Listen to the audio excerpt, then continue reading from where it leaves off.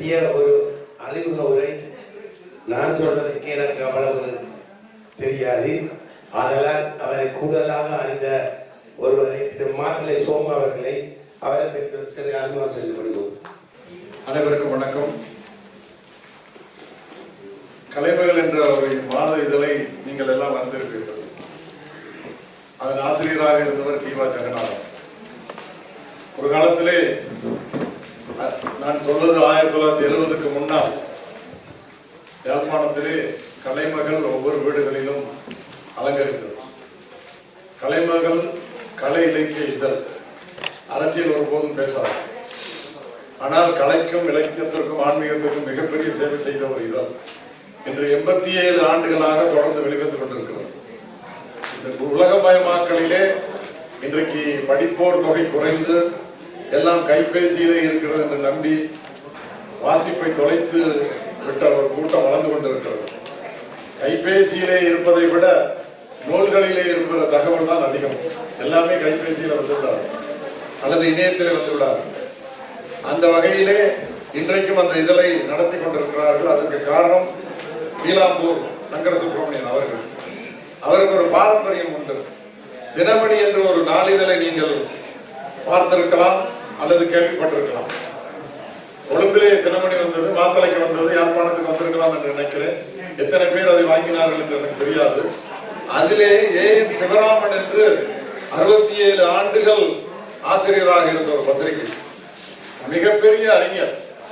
1938களிலே இலங்கை பிரச்சனைக்கு மாநில சுயாட்சி தான் முக்கியமானது என்று ஒரு புத்தகத்தை எழுதியவர். அதை பார்த்துவிட்டு அரசியல் சார்ந்த உளவுத்துறை எல்லாம் அவரை கேள்வி கேட்டிருக்கிறது. ஆனால் அவர் என்னுடைய கருத்து இதுதான் என்று துணிவாக கூறியவர். அவருடைய பாரம்பரியத்தை சேர்ந்தவர். சொல்ல போனால் அவருக்கு பேரன் முறையானவர். எனவே கீவா ஜெகநாதனிடம் பணிபுரிந்த அனுபவம், ஏஎன் சிவராமனுடைய குலத்திலே இருந்து வந்த அனுபவம் எல்லாம் இணைந்ததுதான் கீழாம்பூர். கீழாம்பூர் என்பது ஊரின் பெயர். எனவே எனக்கு அவருக்கு ஒரு நட்பு என்னவென்றால், நான் ஊரின் பெயரை வைத்திருக்கிறேன் மாத்தலை, அவர் கீழாம்பூர் என்ற பெயரை வைத்திருக்கிறார். எனவே எங்களுக்குள்ளே ஒரு உறவு பாடம் இருக்கிறது. அவர் கீழாம்பூர் சங்கர சுப்பிரமணியன், நான் மாத்தலை சோம். இதற்கு மேலும் நான் கீழாம்பூரை பற்றி சொல்வதற்கு அதிகம் இல்லை. மிக எளிமையானவர், மிக அற்புதமானவர், எல்லோருடன் இனிமையாக பழகக்கூடியவர். அவரை நாங்கள் அழைக்க வேண்டும் என்று கடந்த 3 ஆண்டுகளாக முயற்சி செய்தோம். என்னுடைய நண்பர் சுந்தரதாஸ் அவர்கள் அவரை அழைக்க வேண்டும் என்று அடிக்கடி சொல்லிக் கொண்டிருந்தார். இங்கே இந்த நாட்டிலே அறிஞர்களை அழைப்பதில் ஒரு பிரச்சனை, தங்க வைப்பது. விடுதியிலே தங்க வைப்பது என்றால் பணம் கொடுத்து கட்டாது. ஆனால் சில வீடுகளுடைய கதவுகள் திறக்காது. அது ஒன்று. எனவே என்னுடைய வீட்டில் வசதி இல்லாததனால் அவர் சொன்னார் என் வீட்டிலே தங்க வைக்கிறேன் என்று. அது தயக்கத்துக்கு காரணமே எங்கே தங்க வைப்பது என்பதுதான். எனவே அவர் சரி என்று சொன்ன பிறகு நாங்கள் இந்த தமிழோசை 10வது ஆண்டு விழாவுக்கு அவரை சிறப்பு விருந்தினராக அழைத்தோம். மிக சிறப்பாக அந்த நிகழ்வு நடந்தது. அன்று என்னுடைய பர்மா தமிழர் நூலும் அவர் கையால் வெளியிடப்பட்டது. எனவே அவர் இங்கே பேசுவது பொருத்தமானது. அவருடைய பேச்சை நீங்கள் கேட்ட பிறகு நீங்கள் அவரை பற்றிய ஒரு தெளிவான ஒரு படத்தை உங்கள் மனதிலே கொண்டிருப்பீர்கள். எங்கள் முக்கிய பேச்சாளர் கலைமகள் ஆசிரியர் மதிப்புக்குரிய கீழாம்பூர் சங்கர சுப்பிரமணியன் அவர்கள் வருகிறார்கள். அவர் பேச போகின்ற முழுமையிலும் இளமையில தலைமை பேச இருக்கிறார். அவரை இப்பொழுது நன்றார்கள். எல்லோருக்கும் என்னுடைய அன்பான வணக்கம், காலை வணக்கம்.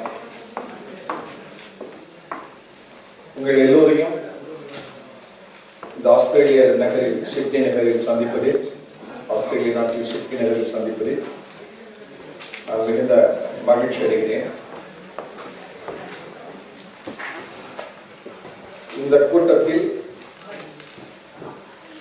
எங்களுடைய இந்திய நாட்டினுடைய முறைப்படி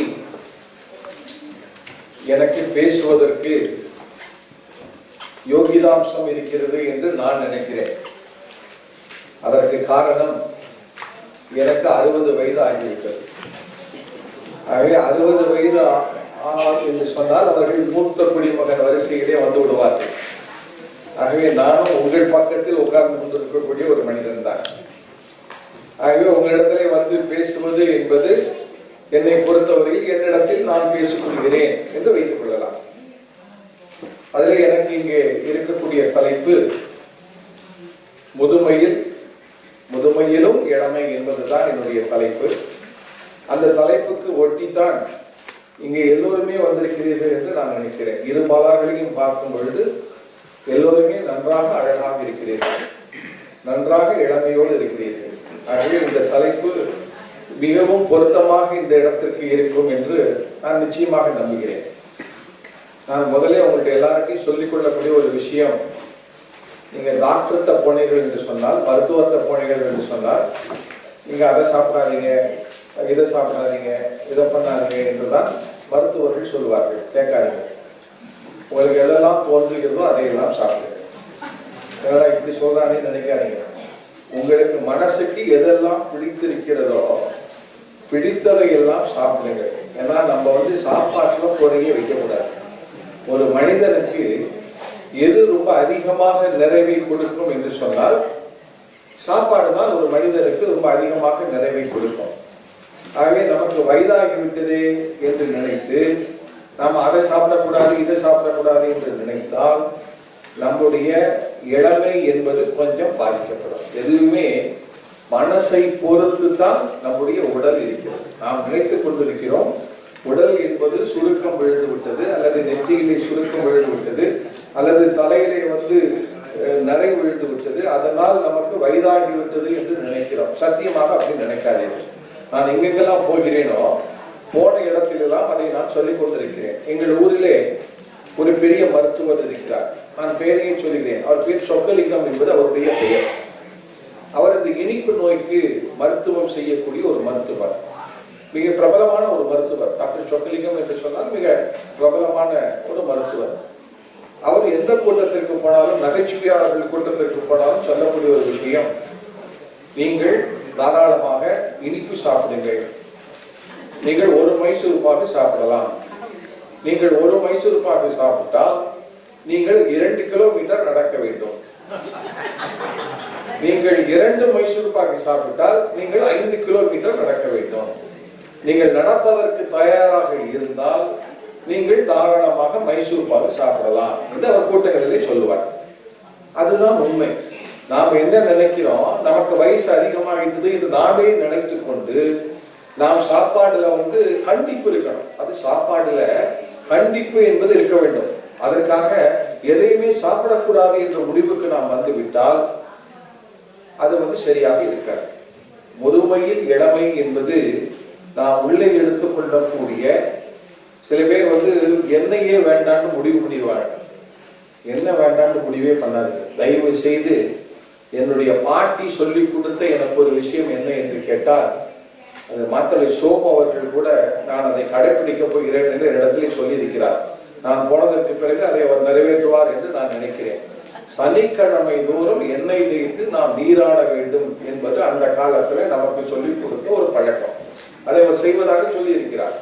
நீங்களும் தயவு செய்து சனிக்கிழமை தோறும் சனி நீராடுவது என்பது தமிழில் இருக்கக்கூடிய ஒரு பழமொழிகளில் ஒன்று. ஆகவே சனிக்கிழமை அவசியமாக நம்ம நீராடணும். இப்ப சனிக்கிழமை நீராடினால் அழகாக இருக்கலாம் இப்படி சொல்கிறாங்க. ஏதாவது ஒரு மருந்தை விற்கும் பொழுது இதை சாப்பிட்டால் நீங்கள் இதை பூசிக்கொண்டால் அழகாக இருப்பீர்கள் என்று சொல்வார்கள். ஆனால் நான் இயற்கையோடு உங்களுக்கு சொல்கிறேன், முதுமையில் இளமையாக நீங்கள் இருப்பதற்கு நீங்கள் தயவு செய்து சனிக்கிழமை எண்ணெய் தேய்த்து குளிப்பதை பழக்கமாக்கி கொண்டால் நிச்சயமாக உங்கள்கிட்ட ஒரு, அது தோல் இல்ல, தோல் வறட்சி இல்லாமல், அதுவும் நீங்கள் குளிர்ந்த பிரதேசத்தில் நீங்கள் இருக்கிறீர்கள், தோல்ல வறட்சி இல்லாமல் இருக்க வேண்டும் என்று சொன்னால் நீங்கள் வந்து எண்ணெயை தோல் மீது தேய்த்து கொண்டால் தான் வறட்சி இல்லாமல் நாம் இருப்போம். தோல் வறண்டு போகாமல் இருந்தாலே ஒரு புதுவிதமான மெருகை கொடுக்க ரொம்ப அற்புதமான அழகாக நீங்கள் தெரிவீர்கள். இரண்டாவது, நான் உங்கள் அத்தனை பேரையும் சொல்லிக் கொள்கிறேன், நாம் செய்ய மறக்கின்ற ஒரு விஷயம் என்ன என்று கேட்டால், நம்மளுடைய முகத்தை நாம் கண்ணாடியில் போய் பார்த்து கொண்டு என்னை விட இந்த உலகத்தில் யாருமே அழகி இல்லை, என்னை விட இந்த உலகத்தில் யாருமே அழகன் இல்லை என்கின்ற நினைப்பு 60 வயதுக்கு மேல் வர வேண்டும். சின்ன குழந்தைகளுக்கு இருந்தால் அது பிரயோஜனம் இல்லை. நமக்கு எப்போ வரணும் என்று கேட்டால் 60 வயதுக்கு மேல நாம நேரடியாக கண்ணாடி முன்னாடி போய் நிக்கணும். கண்ணாடி முன்னாடி போய் நின்று கொண்டு நாம் திருநீர் பூசிருக்கிறோமா, அல்லது நாம் தலையில் பூ வைத்திருக்கிறோமா, பொட்டு இட்டிருக்கிறோமா, அல்லது எதுவுமே இல்லாமல் நாம் நிற்கிறோமா என்பது வேறு. ஆனால் பார்த்த உடனேயே நமக்கு தெரிய நாம் மனசில் நினைத்துக் கொள்ள வேண்டிய ஒரு விஷயம், என்னுடைய முகத்தை நான் கண்ணாடியில் பார்க்கிறேன், பார்க்கும் பொழுது நான் ரொம்ப அழகாக இருக்கிறேன், அந்த நினைப்பு நமக்கு வரும். எப்போ இளமையாக நாம் இருக்க முடியும் என்று கேட்டால் நான் அழகாக இருக்கிறேன் என்கின்ற நினைப்பு நமக்கு வர வேண்டும். ஏன்னா நீங்க நல்லா யோசிச்சு பாருங்க, காக்கை இருக்கிறது, காக்கையை பார்த்தவுடன் அழகு என்று நமக்கு தோன்றுகிறதா? ஆனால் தமிழ்ல ஒரு அழகான பழமொழி இருக்கிறது, காக்கைக்கும் தன்னுடைய குஞ்சு குஞ்சு என்கின்ற பழமொழி தமிழில் இருக்கிறது. நீங்க காக்கையாக நீங்கள் பார்க்கிறீர்கள், ஆனால் அந்த காக்கை அழகானது என்று காக்கைக்கு தெரியும்.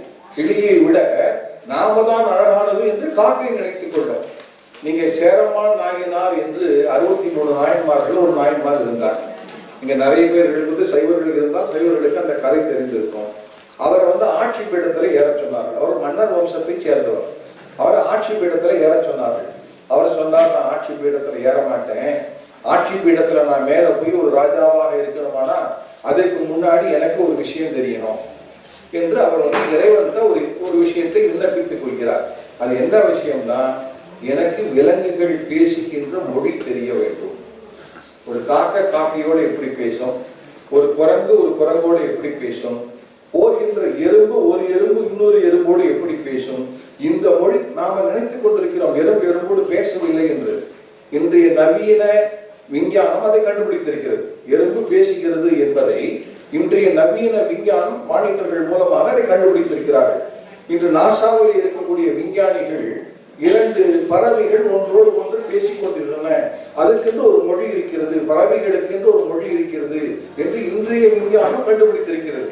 ஆனால் இன்றைய விஞ்ஞான கண்டுபிடிப்புகள் எல்லாம் முன்பாக 8ஆம் நூற்றாண்டிலே வாழ்ந்த ஒரு நாயன்மார் அவர் சொல்கிறார், நான் ஆட்சி பீடத்திலே ஏற வேண்டும் என்று சொன்னால் எனக்கு பறவைகளும் விலங்குகளும் பேசுகின்ற மொழி தெரிய வேண்டும். இறைவன் அதுக்கு அருள் பாலிக்கிறான். உனக்கு தெரியுமையா என்று அவர் சொல்கிறார். அதை தெரிந்ததற்கு பிறகுதான் அவர் ஆட்சி பீடத்திலே ஏற்கிறார். என்ன என்று கேட்டால், உலகத்துல எல்லாமே உயிர்கள் தான், நாமும் உயிர் தான், எறும்பும் உயிர் தான், விலங்கும் உயிர் தான், எல்லாமே உயிர்கள் தான். ஒரு மன்னனாக இருக்கக்கூடியவன் எல்லா உயிர்களிடத்திலும் அவன் அன்பு செலுத்த வேண்டும்.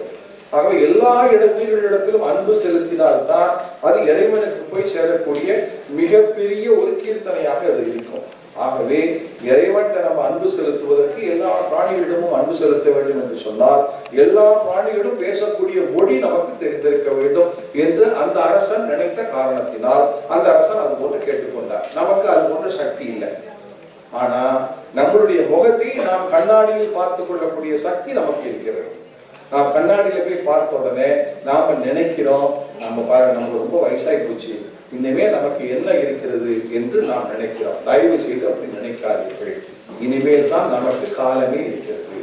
இது முடிய இருந்த காலம் நாம் மற்றவர்களுக்காக வாழ்ந்த காலம். நீங்கள் ஒவ்வொருவரும் உங்களுடைய நெஞ்சை தொட்டு பார்த்து சொல்லுங்கள். இங்கே இருக்கக்கூடிய சராசரி வயசு என்பது 60 இருக்கும் என்று நான் நினைக்கிறேன். நாம் மனசில் கை வைத்துக் கொண்டு பார்த்தால் இத்தனை நாள் நாம் வாழ்ந்தது என்பது நம்மளுடைய மகனுக்காகவும் நம்மளுடைய மகளுக்காகவும் அல்லது நம்மளுடைய பேரனுக்காகவும் நம்மளுடைய பேத்திக்காகவும் நாம் வாழ்ந்திருப்போம். இனிமேல் நீங்கள் உங்களுக்காக வாழ பழகிக் கொள்ளுங்கள். இங்க வந்திருக்கக்கூடிய உங்கள்கிட்ட நான் கேட்டுக்கொள்வது, இனிமேல் இந்த காலகட்டத்தில் தான் இப்பவும் நீங்க உங்க மகனுக்கு உதவி பண்ணணும். மகனுக்கு உதவி மகளுக்கு உதவி பண்ணும் பொழுதுதான் அழகு விடணும். நம்மளுடைய மகனை பார்க்கும் பொழுதோ நம்மளுடைய மகளை பார்க்கும் பொழுதோ தான் நம்ம இடத்திலேயே ஒரு விதமான ஒளி கிடைக்கும். அந்த உதவியை நிறுத்திடப்படாது. ஆனால் நிறுத்தாமல் நமக்காகவும் வாழ்க்கையை வாழ்வதற்கு பழகி கொள்ள வேண்டும். அப்படி பழகி கொண்டால் தான் முதுமையில் ரொம்ப இளமையாக இருக்க முடியும். நான் ஒரு 4-5 ஒரு விஷயங்களை உங்களிடத்தில் எடுத்து சொல்லலாம் என்று நான் நினைக்கிறேன். நீங்கள் உலகத்திலே ரொம்ப மூத்தவர் என்று பார்த்தால் யாரை நாம் பார்ப்போம்? நீங்க நன்றாக யோசித்து பாருங்க. உலகத்திலே இவர்தான் ரொம்ப மூத்தவர் என்று சொன்னால் யார் ஒருவருடைய தலையையும் பார்க்க முடியாதோ, யார் ஒருவருடைய காலையும் பார்க்க முடியாது. இந்த உலகத்துல வந்த முதல் மனிதன். நீங்கள் இப்படி ஒரு 2 நிமிஷம் கொஞ்சம் போர் அடிக்கும், அப்புறம் திருப்பி நான் மெயின் டிராகுக்கு கதைக்கு வந்துடுறேன். நிறைய கதைகள் சொல்லக்கூடியதான் என்னுடைய வழக்கம். நான் ஒரு கதை சொல்லி, ஆனா ஒரு விஷயத்த சொல்லிட்டு தான் கதைக்கு நான் போக முடியும். நேரடியாக கதைக்கு போனால் அது சரியாக இருக்காது. முதல்ல ஆதியில வந்திருக்கக்கூடிய நீங்கள் சிந்துவெளி நாகரிகத்தையோ அல்லது கிரேக்க நாகரிகத்தையோ அல்லது மேலை நாட்டில் இருக்கக்கூடிய பல நாகரிகங்களையும் நீங்கள் எடுத்து பார்த்தீர்கள் என்று சொன்னால் அந்த மனிதர்கள் நம்மை போன்று இல்லை. அவர்களுடைய உயரம் என்பது நம்மை விட மிக அதிகமான உயரம். அவர்களுடைய எடை என்பது நம்மை விட அதிகமான ஒரு எடை. அவர்களுடைய முக அமைப்பு என்பது நம்மை விட மாறுபட்ட அமைப்பு. ஆனால் அந்த இடத்திலிருந்து கொஞ்சம் கொஞ்சமாக மாறி இன்று நாம் இந்த நிலைக்கு நாம் வந்திருக்கிறோம். அப்ப இறைவன் நமக்கு எவ்வளவு பெரிய அருளை பண்ணியிருக்கிறார். ரொம்ப பெரிய உயரத்தோடு ஒருவன் இருந்தால் பார்ப்பதற்கே அவனை இப்படித்தான் நாம் பார்க்க வேண்டும். இந்த மைக்கு மேலே இருந்து நான் பேசுவதை இப்படி பார்த்து தான் நான் பேச வேண்டும். மைக்கு இந்த ஒரு நிலையில இருந்தால் தான் இந்த மைக்கை பார்த்து நான் பேசும்பொழுது சரியாக இருக்கும். ஆகவே உலகத்திலே யார் ஒருவர் அளக்க முடியாத ஒரு மனிதராக இருக்கிறாரோ அவர்தான் நமக்கு அருள் செய்யக்கூடிய ஒரு மனிதராக இருந்திருப்பார். நான் வரும்பொழுது நண்பர் சுந்தரதாஸ் அவர்களிடம் பேசிக்கொண்டே வந்தேன். நான் யாழ்ப்பாணத்திற்கு போயிருந்த காலகட்டத்திலே ஒரு சமய கூட்டம் இருந்தது. அந்த கூட்டத்திலே என்னிடத்திலே ஒரு கேள்வி கேட்டார்கள். நான் அந்த கேள்வியிலிருந்து கொஞ்சம் கொஞ்சமாக நான் ஆரம்பிக்கிறேன். அந்த கேள்வியிலே அவர்கள் இடத்திலே முதல்ல கேட்ட கேள்வி, ஐயா, உலகத்துல சிவபெருமானை பற்றி நீங்கள் பேசுகிறீர்கள். சிவபெருமான் மிகப்பெரிய மனிதர் என்று நீங்கள் அவர் சொன்ன விஷயம் அப்படியே. அவர் இறைவன் என்பதை தாண்டி ஒரு மனிதர் என்ற கான்செப்டுக்குள்ள அவர் வந்தார். அந்த பேசுகின்ற ஒரு பேராசிரியர். நீங்கள் அவரை மனிதர், பெரிய மனிதர் என்று வைத்துக் கொள்ளுங்கள். ஒரு மனிதர், அவருக்கு நீங்கள் சொல்கிற மாதிரி அன்பு சுரந்தது என்று சொன்னார். ஒரு மனிதருக்கு அன்பு இருக்கிறது என்று சொன்னார்.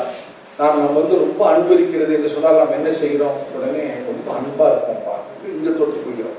எந்த இடத்தில் இதயம் இருக்கிறதோ அந்த இடத்தை நாம் கையை தொட்டுக் கொள்வோம். அன்பு சுரக்கிறது என்று நாம் சொன்னார். ஒருவர் ரொம்ப புனிதமானவர், இவரை விட்டால் ஆடே இல்லை, எந்த மதமாக இருந்தாலுமே கூட ஒருவர் புனிதமானவர் என்று நினைத்தால் நாம் உடனே என்ன செய்கிறோம்? எந்த இடத்திலே அவருடைய கால் இருக்கிறது என்று நாம் பார்க்கிறோம். அந்த காலை பார்த்து அந்த காலை நாம் தொழுகிறோம். அந்த காலை பார்த்து அந்த காலுக்கு எது பாதமோ அந்த பாதத்தை பார்த்து நாம் வணக்கம் செலுத்துகிறோம். ஆகவே அன்பு என்று சொல்லும் பொழுது இதயத்தை கொடுக்கிறோம். நாம் ரொம்ப பக்தி கொண்டோ அல்லது ஒருவர் புனிதமானவர் என்றோ நினைத்தால் அவருடைய பாதங்களை, பாத கமலங்களை நாம் பார்க்கிறோம். ஆனால் நீங்கள் ரொம்ப பெருசாக சொன்ன சிவபெருமான் பொதுவாக தலையில வைத்துக் கொண்டு உன் பெண்டாட்டியை தலையில் வைத்துக் கொண்டு ஆடுகிறாயே என்று கிராமங்களில் ஒரு பழக்க வழக்கத்தை சொல்வார்கள். ஒரு பெண்டாட்டி பேச்சை கேட்கிறார்கள் வைத்துக் கொண்டால் அவரை பார்த்தவுடன் என்ன சொல்வார்கள்? நீ உனக்கு தலைகால் புரியல, உன் கொண்டாட்டியை தலையில வச்சு நீ கொண்டாடுகிறாய்ப்பா என்று அவர்கள் சொல்வார்கள். அப்படின்னா சிவபெருமான் தலையிலே கங்கையை வைத்திருக்கிறாரே சார், அவர் கங்கையை தலையில வச்சுக்கலாமா? தலையில வச்சுக்கிறது நியாயமா? நீங்க நல்லா யோசிச்சு பாருங்க. உங்க சிவபெருமான் அழகானவனாக இருந்தால், உங்க சிவபெருமான் அழகானவன் என்கின்ற ஒரு உட்பொருளுக்கு உட்படக்கூடியவனாக இருந்தால் அவனுடைய ஹிருதயத்தில் அல்லவா கங்கையை வைத்திருக்க வேண்டும். சரியா? அப்படி இல்லை, அவனுக்கு ஹிருதயமாக இல்லை, அவர் ரொம்ப புனிதமானவன் என்று நீங்கள் சொல்லக்கூடியதாக இருந்தால் அவருடைய காலில் அல்லவா அந்த கங்கை புனித நதி என்கின்ற பெயர் வருவதற்கு இறைவனுடைய காலில் பட்டு அது ஓடினால் தானே அந்த கங்கை நதியும் அழகாக இருக்கும், அந்த சிவபெருமானும் அழகாக இருப்பான். ஆகவே அது கால் பக்கத்தில் அல்லவா ஓடி இருக்க வேண்டும். ஆனால் ரெண்டுமே நடக்கலையே. கால் கெழுவும் கங்கை ஓடல, கங்கை ஹிருதயத்திலும் இல்லை. இன்னும் சொல்ல போனால் இறைவன் பெண்களுக்கு சமபாகம் கொடுத்து ஒரு பக்கத்திலே இடபாகத்திலே பெண்களுக்கு கொடுத்து அர்த்தநாரீஸ்வராக அவன் காட்சி தருகிறான். அப்படி அர்த்தநாரீஸ்வரராக காட்சி தரக்கூடிய ஒருவன் தலையில போய் கங்கையை சுமக்கிறானையா? சுடலை ஆண்டியாக இருக்கக்கூடியவன் அவன்கிட்ட போய் என்ன அழக பெருசா நீங்க எதிர்பார்க்கிறீர்கள் என்று அவர் என்னிடத்திலே கேட்டார். இதுதான் அவர் கேட்ட ஒரு கேள்வி. இது நியாயமா என்று அவர் என்னிடத்திலே கேட்டார். நான் சொன்னேன், இதுதாங்க நியாயம், இதுதாங்க அழகு. அது அழகு என்று ஒன்று இருக்கிறது, இன்னொன்று பேரழகு என்று ஒன்று இருக்கிறது. ரெண்டுத்துக்கு வித்தியாசம் இருக்கு. அழகு என்பதற்கும் பேரழகு என்பதற்கும் ரெண்டுத்துக்கும் வித்தியாசம் இருக்கிறது. இங்கே நாம் வந்திருக்கக்கூடிய அத்தனை பேரும் அழகானவர்கள். இங்க இந்த கூட்டத்துக்கு யார் யாரெல்லாம் வந்திருக்கிறீர்களோ அது பெண்களாக இருந்தாலும் சரி, ஆண்களாக இருந்தாலும் சரி, நான் உட்பட, நான் என்னையும் சேர்த்துக்கிறேன், நான் உட்பட நாம் எல்லாருமே அழகானவர்கள். ஆனால் பேரழகானவன் யார் என்று கேட்டால் அது எந்த மதமாக இருந்தாலும் அந்த மதத்திற்கு யார் தலைவனாக இருக்கிறானோ அவன் தான் பேரழகு உடையவன். அந்த பேரழகு உடையவனிலிருந்து புறப்பட்டு வந்த அழகர்கள் தான் நாம் அத்தனை பேரும். ஆகவே சிவபெருமான் என்பவன் பேரழகு உடையவன்.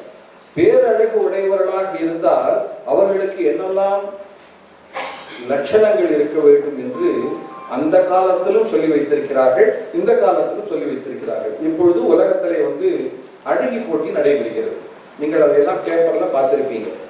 அழகி போட்டி நடக்கும் பொழுது வெறுமன ஒருவருக்கு முகம் நன்றாக இருக்கிறது, கை நன்றாக இருக்கிறது, கால் நன்றாக இருக்கிறது, அவர்கள் நன்றாக நடக்கிறார்கள், இதனால் இவர்களுக்கு அழகி போட்டி என்று யாரும் கொடுத்து விடுவதில்லை.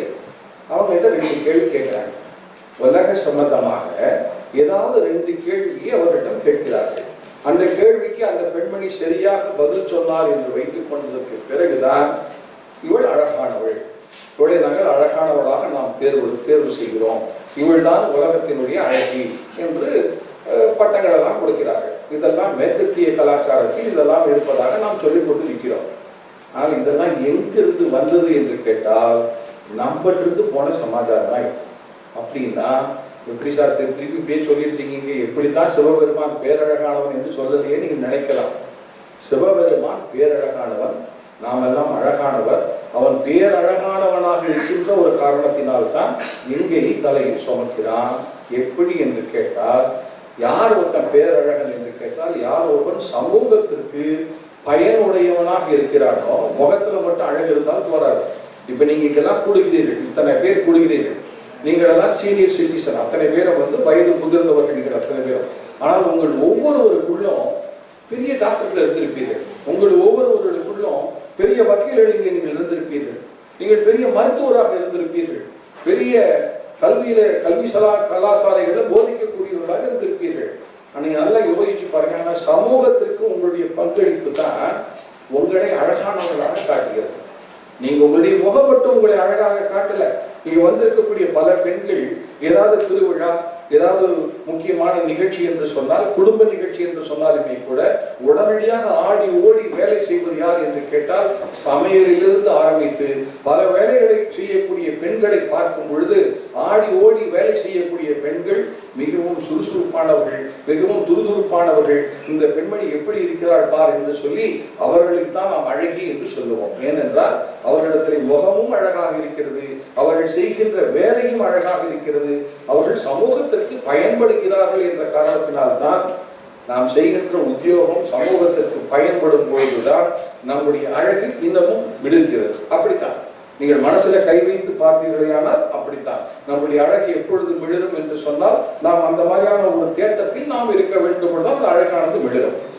அப்படி என்று சொன்னால் சிவபெருமான் என்னையா செய்கிறார் என்று நீங்கள் கேட்கலாம். அவர் சமூகத்திற்கு என்னையா செய்கிறார் என்று நீங்கள் கேட்கலாம். எனக்கு முதல்ல தெரிஞ்சது எது என்று கேட்டால் எங்க ஊர்ல இருக்கக்கூடிய LIC பில்டிங். அதை பார்த்து நான் என்னுடைய சின்ன வயசில் அசந்து போனேன். 14 மாடி கட்டிடம். எங்களுடைய தமிழகத்துல மிக உயரமான கட்டிடம் என்பது அதுதான். இப்ப நான் மலேசியாவுக்கும் சிங்கப்பூருக்கும் நான் போனேன். போன பொழுது அங்கே பார்த்தால் ஒவ்வொன்றும் 60 மாடி 70 மாடி இது போன்ற பிரம்மாண்டமான கட்டிடங்கள். இப்பொழுது உங்களுடைய ஆஸ்திரேலியாவிலும் அது போன்ற பிரம்மாண்டமான கட்டிடங்கள், பிரம்மாண்டமான குடியிருப்புகள் இருக்கின்றன. நீங்கள் அமெரிக்காவுக்கு போனால் 144 மாடியில் தான் அங்கே கட்டடங்கள் இருக்கின்றன. நீங்கள் நன்றாக யோசித்து பாருங்கள். 144 மாடியிலும் கட்டடம் இருக்கலாம், 2 மாடியிலும் கட்டடம் இருக்கலாம், 1 மாடியிலும் கட்டடம் இருக்கலாம். எல்லா கட்டடங்களும் நன்றாகத்தான் இருக்கின்றன. ஆனால் இந்த கீழ் வீட்டில் இருக்கப்பட்டவனுக்கு தண்ணீர் கிடைக்க வேண்டும் என்று சொன்னாலோ, அல்லது 143வது மாடியில் இருக்கக்கூடியவனுக்கு தண்ணீர் இருக்க வேண்டும் என்று சொன்னாலோ, அல்லது கடைசி மாடியாக இருக்கக்கூடிய 144வது மாடிக்கு தண்ணீர் கிடைக்க வேண்டும் என்று சொன்னாலோ, அந்த 144வது மாடிக்கு மேல ஓவர் டேங்க் வச்சு அதிலிருந்து கீழே தண்ணீர் இறக்கினாத்தான் எல்லாருக்கும் தண்ணி சரியாக கிடைக்கும். ஆகவே உங்களுடைய குடியிருப்புகளுக்கு தண்ணீர் வேண்டும் என்று சொன்னால் 144வது மாடியில ஓவர் டேங்க் வச்சாதான் எல்லா வீட்டுக்கும் தண்ணி வந்து சேரும். நீங்க 24வது மாடியில ஓவர் டேங்க் வச்சீங்கன்னு வச்சீங்க, 144 மாடிக்கு அது எப்படி போய் சேரும்? இப்படி மேல கிளப்ப முடியாதே, எப்படி போய் சேரும்? இறைவனுடைய சிவபெருமானுடைய தலை என்பது இந்த உலகத்தினுடைய கூரை. நன்றாக நீங்கள் யோசித்து பார்க்க வேண்டும்.